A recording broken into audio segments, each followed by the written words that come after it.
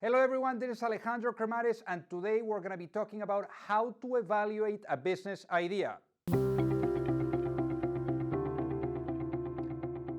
So the first thing when you have a business idea is all about identifying the market. How big could this market be, right? I mean, you don't want to basically come up with an idea that could be small, operating in a small market, because that is also going to determine the potential outcome, the potential returns to you as the founder of the idea, and then also the potential returns to the investors that may be backing you on the specific project that you want to build on.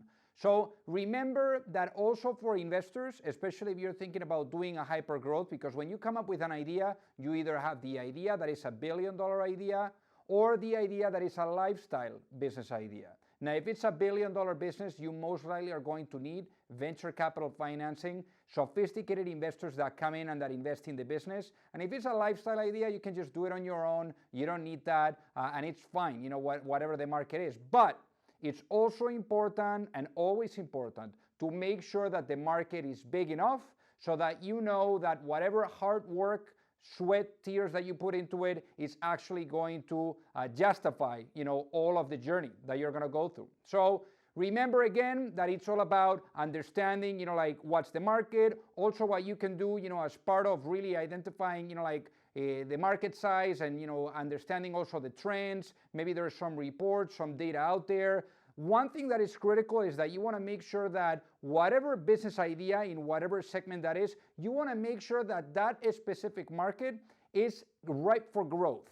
Meaning that you don't want to enter already when it's at its peak. You want to enter when it's nicely growing, where there is research, where there is studies that are actually saying that that market is going to continue to increase. So that's essentially the type of market that you really want to target in.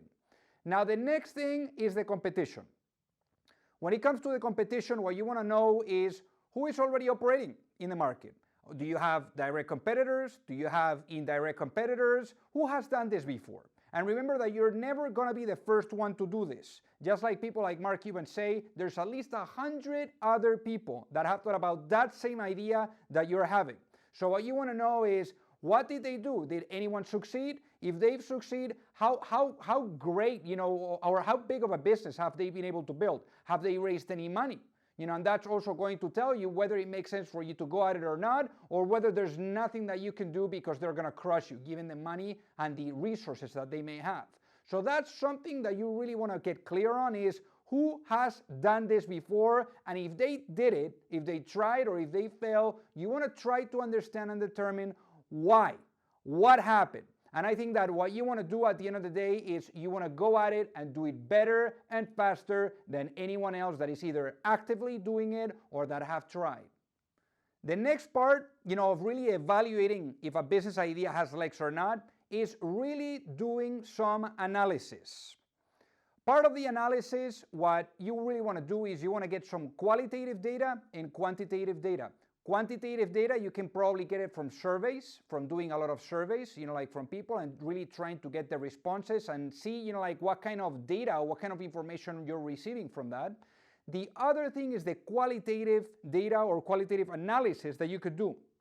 Basically there, what you are doing is getting on the phone with people, meeting people in person, and giving them certain type of questions that they would answer, so that is going to lead you to believe, what's the direction and how the market and your potential target audience, how they are thinking about that idea that you got.